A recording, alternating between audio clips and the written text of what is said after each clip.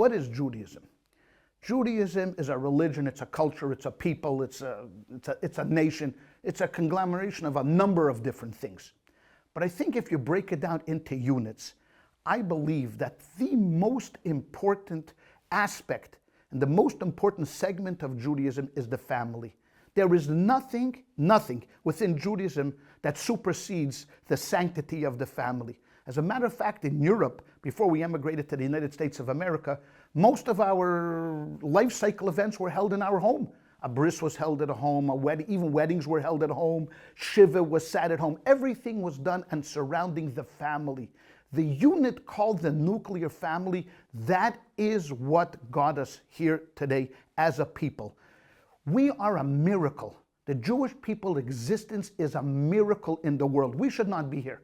If you think about what we have gone through all the tragedies, the conversions, the persecutions, the oppression, the scattering, the diaspora, the expulsions, we should be like many other people in the dustbin of history, but we're not. We're not. We are here today, and not only are we here today, we are thriving and we are relevant. Think about a newspaper. Newspaper shows where I'm coming from, an old geezer like me. But think about news stories. Every news story almost, it could have a Jewish story here, another Jewish story there, the land of Israel here. Now, how did we get here? Why are we here? And why are we relevant? And why are we thriving? And this is because of the family. Now, are we better than everybody else? No, we're not better than everybody else. Everybody's a creation of God. We're all creations of God.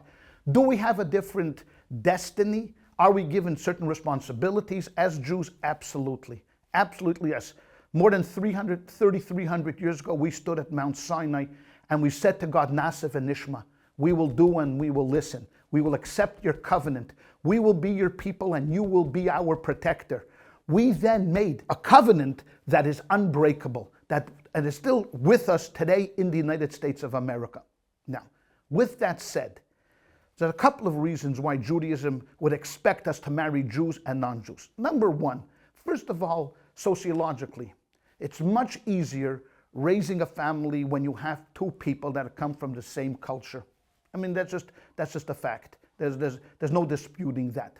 Number two, spiritually, when a Jew understands that they have this need to keep that covenant going and to raise a Jewish family and to raise Jewish children and to keep one generation going to another generation, it is going to be with another Jewish person. Now, Judaism allows for conversion, so people who really, really want and desire to be Jewish and want to marry Jewish have a way in.